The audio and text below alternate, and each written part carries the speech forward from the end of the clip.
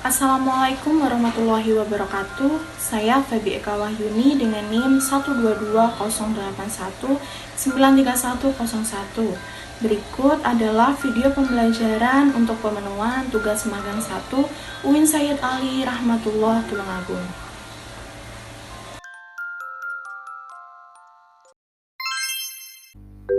Halo, apa kabar semuanya?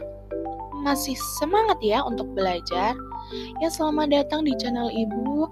Hari ini kita akan belajar tentang ilmu pengetahuan alam pada bab objek IPA dan pengamatannya. Mari kita belajar. Selamat datang di dunia IPA yang sangat-sangat luar biasa. Malah kita bersama-sama menjelajahi dunia IPA ini. Oke, mari kita mulai.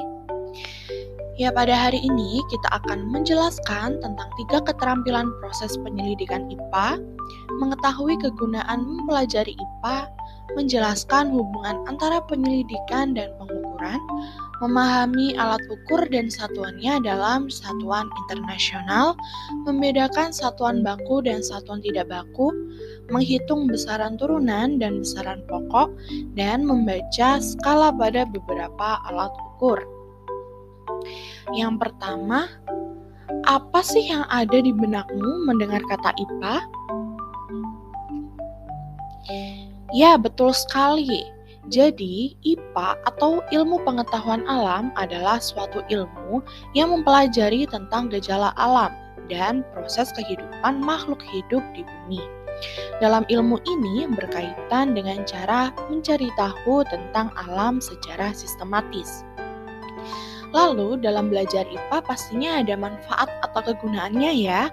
Ya, jadi kegunaan belajar IPA.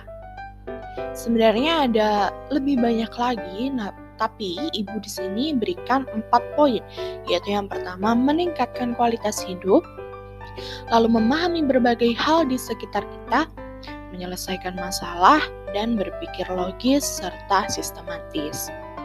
Lalu untuk objek dalam IPA, objeknya apa saja sih?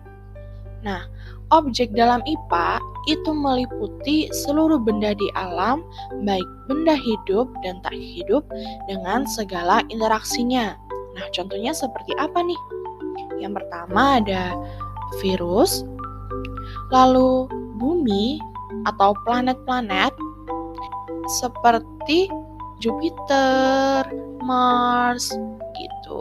Lalu ada galaksi, hewan, tumbuhan, manusia, dan lain sebagainya. Lalu untuk komponen IPA itu ada 4 komponen. Yang pertama ada fisika yang mempelajari aspek mendasar di alam. Lalu yang kedua ada kimia yang meliputi penyelidikan tentang penyusun dan perubahan zat. Ada biologi yang mempelajari sistem kehidupan, dan ilmu bumi dan antariksa yang mempelajari asal mula bumi, bintang, planet, dan lain-lain. Lalu ada 3 kegiatan dalam proses IPA. Ada yang tahu? Betul sekali, jadi 3 kegiatan itu meliputi yang pertama adalah pengamatan. Pengamatan itu menggunakan panca indera, ya termasuk melakukan pengukuran dengan alat ukur yang sesuai. Nah, pengamatan ini itu dilakukan untuk mengumpulkan data dan informasi begitu. Lalu yang kedua adalah inferensi. Inferensi ini adalah kegiatan merumuskan penjelasan berdasarkan pengamatan. Penjelasan ini digunakan untuk menemukan pola-pola atau hubungan antara aspek yang diamati dan membuat perkiraan atau hipotesis.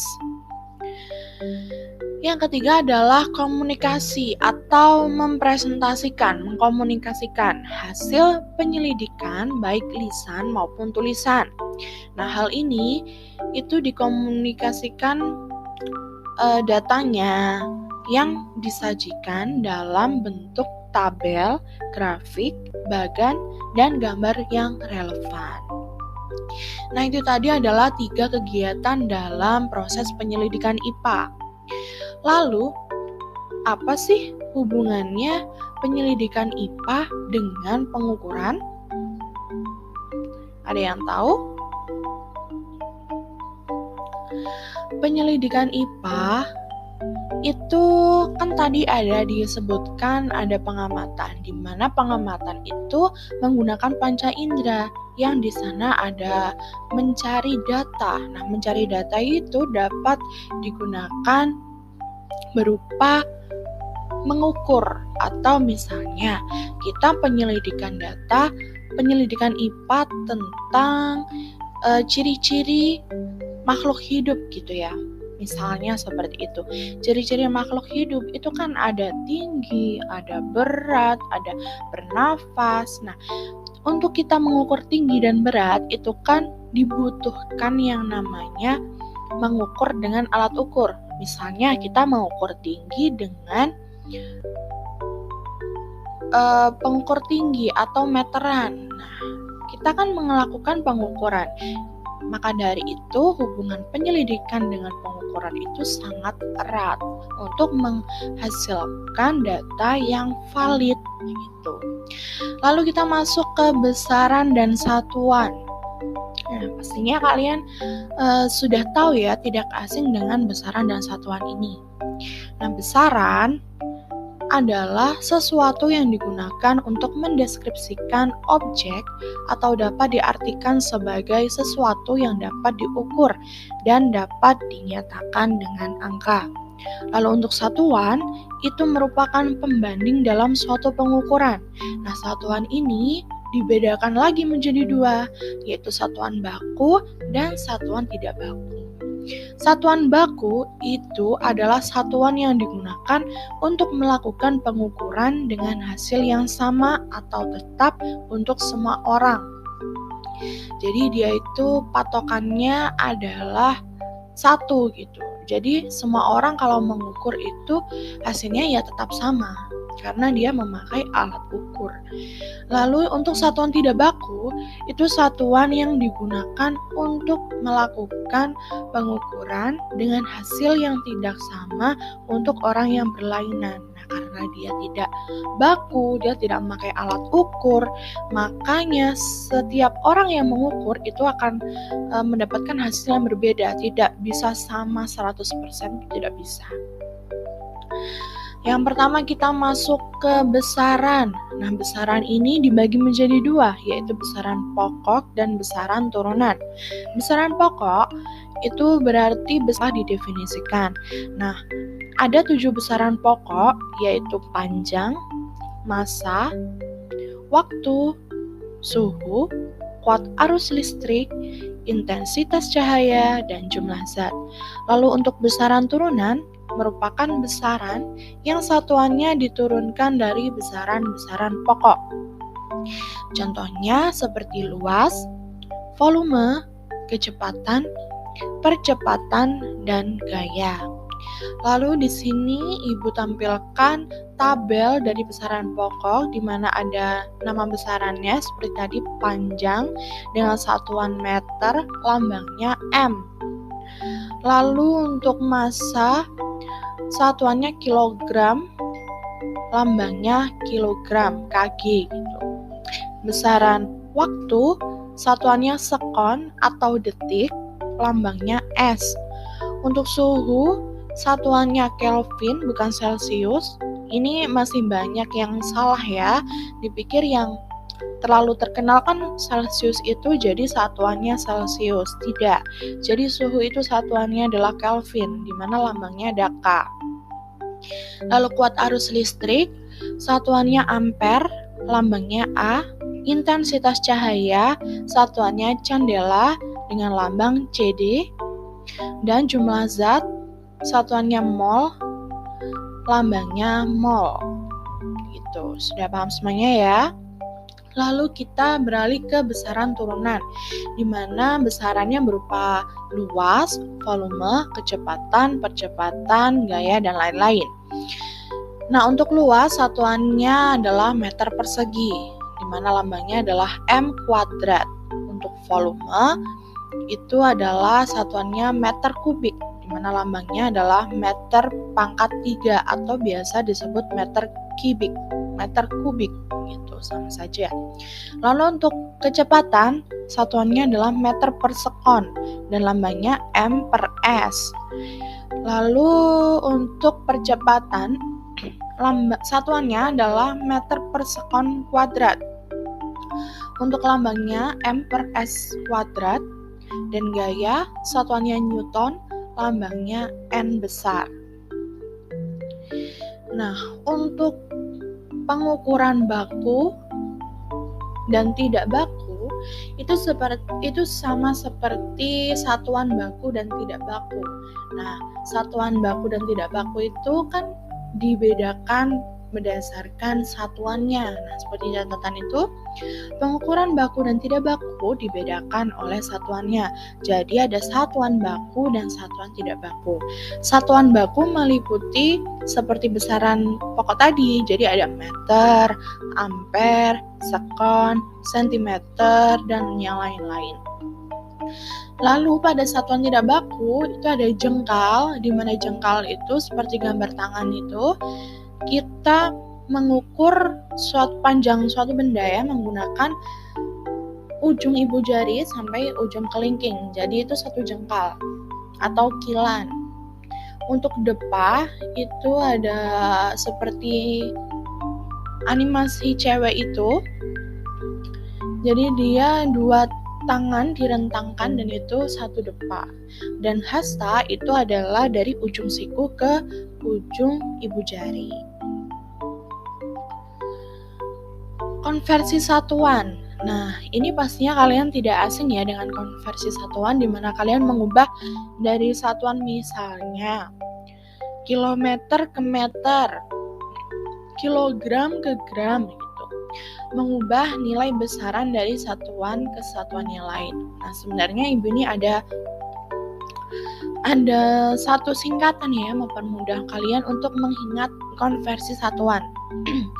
Yaitu dengan konversi satuan tinggi atau jarak ya panjang. Kita memakai kucing hitam dalam mobil Desi cantik mondar-mandir, di mana kucing itu dilambangkan kilometer atau km, hitam itu hektometer, dalam itu dekameter, untuk mobil itu meter, desimeter, cantik sentimeter, milimeter, mondar-mandir gitu. Jadi dalam konversi satuan ini ada yang namanya panah ke bawah dan panah ke atas. Maksudnya begini. Jadi jika kalian mengkonversi dari tangga yang paling atas atau tangga atas menuju satuan di tangga bawah, pastinya kan turun. Misalnya dari kilometer ke meter, tangganya kan turun, panahnya turun, jadi dikalikan 10. Misalnya 1 kilometer berapa meter sih? 1 kilometer itu dikalikan berapa tangga tuh? Setiap tangga itu 10. Setiap tangga itu bernilai 10. Jadi dari kilometer ke meter berapa tangga? Kilometer ke hekto 1, ke deka 2, ke meter 3. Jadi ada 3 tangga. Nah, setiap tangga itu bernilai 10. Dikalikan 10. Jadi kalau kilometer ke meter dikali 1000 gitu. Sama juga halnya misalnya ke sentimeter ke meter. Naiknya berapa? 2. Jadi dibaginya berapa? Nolnya tambah aja 2. Jadi 100, betul sekali. Jadi tinggal seperti itu aja. Itu sama untuk yang massa, yang kilogram, yang satuannya gram gitu ya. Dan kita beralih ke alat ukur. Nah, alat ukur ini ada banyak sekali ya anak-anak. Jadi alat ukur yang pertama adalah alat ukur panjang, di mana alat ukur panjang ini ada tiga macam yang kita pelajari. Yang pertama ada penggaris atau mistar, Ini yang merupakan alat ukur yang paling sering digunakan dalam kehidupan sehari-hari. Pastinya kalian tidak asing ya dengan penggaris ini dan pastinya semua punya untuk penggaris dan pernah menggunakan. Nah, pada penggaris ini atau mistar itu memiliki ketelitian 1 mm atau 0,1 cm. Ketelitian itu pada garis-garis yang paling kecil itu namanya ketelitian. Lalu yang kedua adalah jangka sorong, di mana jangka sorong merupakan alat ukur panjang yang dapat digunakan untuk mengukur ketebalan suatu benda. Misalnya, ketebalan plat seng. Nah, bentuknya jangka sorong seperti yang digambar. Lalu jangka sorong ini memiliki dua skala, yaitu skala utama dan skala nonius. Di mana skala utama memiliki ketelitian 1 mm atau 0,1 cm dan skala nonius memiliki ketelitian 0,1 mm atau 0,01 cm. Nah, di sini ada latihan contoh soalnya seperti apa skala nonius dan skala utama. Nah, di sini sudah ada gambarnya. Skala utama itu adalah angka-angka yang besar itu adalah skala utama. Untuk yang bawah kecil-kecil itu adalah skala nonius. Jadi yang pertama kita harus mencari atau melihat dulu skala utamanya. Jatuh di angka berapa gitu.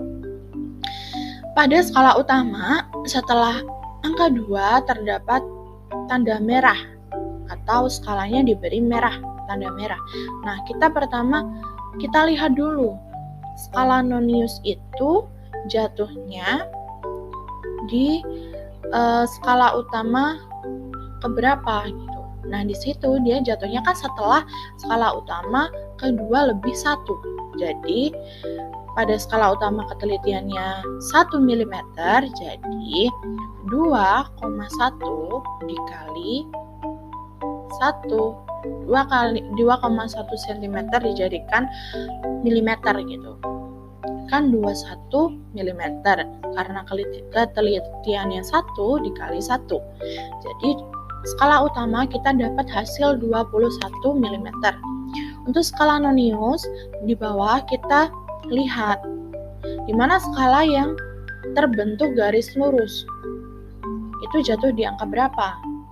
Nah, karena di angka 4, angka 3, angka 1, 0, 1, 2, 3. Di angka 3 dia sudah terbentuk garis lurus dengan skala utama, maka hasilnya adalah di skala 3 yang terbentuk garis lurus.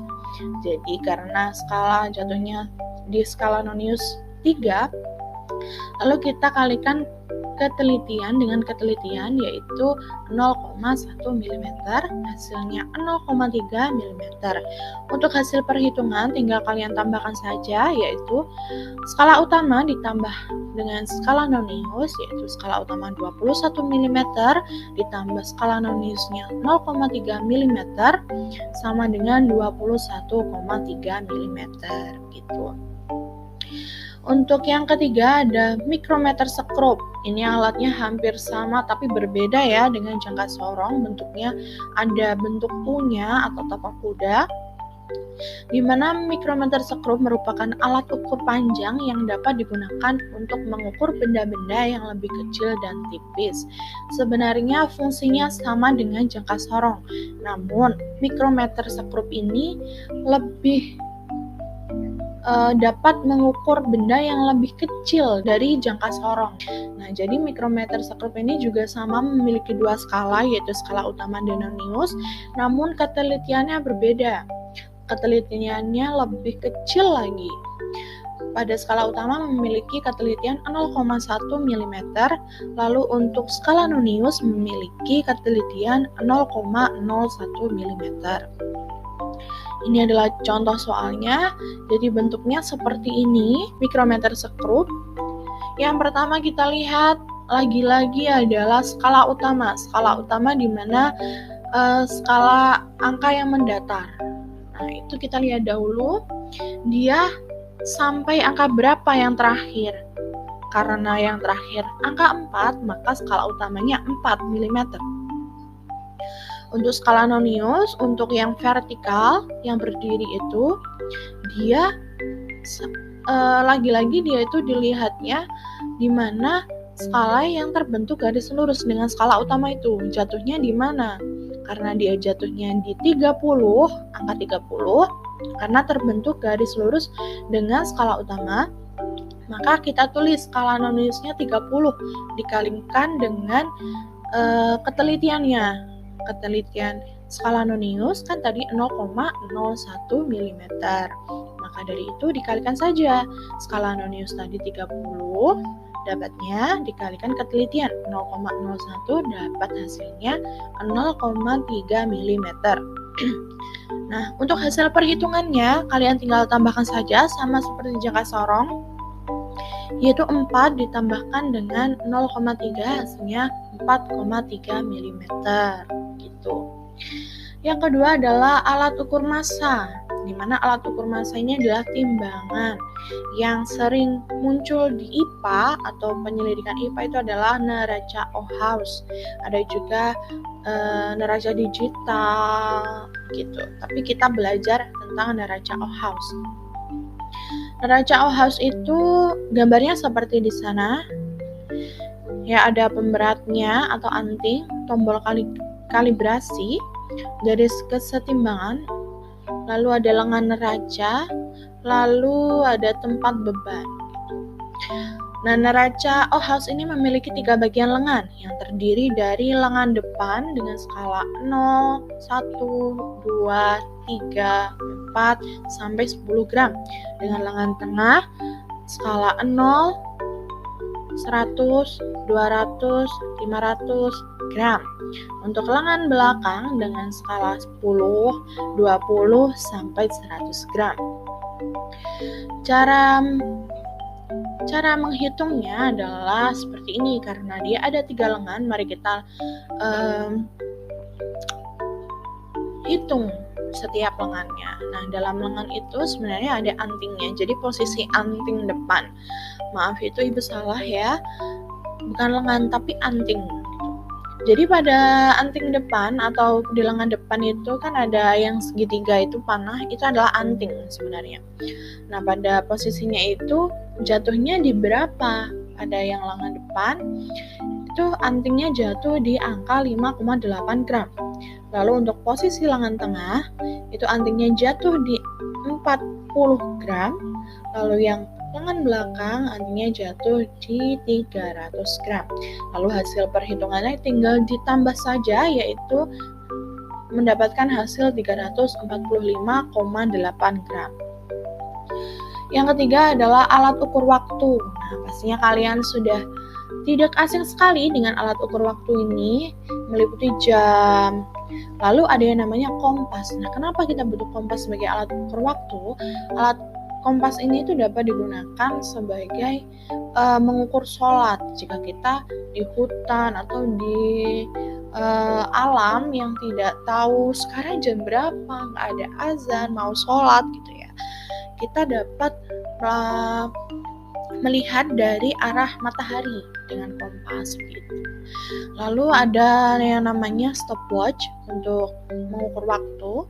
Ada timer, itu digunakan dengan membolak-balikan gitu. Itu ada jangka waktunya tersendiri. Nah, sudah. Terima kasih. Besok kita akan memasuki bab selanjutnya. See you guys. Ya, semoga Ibu harap kalian paham ya dengan penjelasan yang telah Ibu berikan. Selamat belajar dan sampai jumpa lagi di bab selanjutnya. Bye-bye.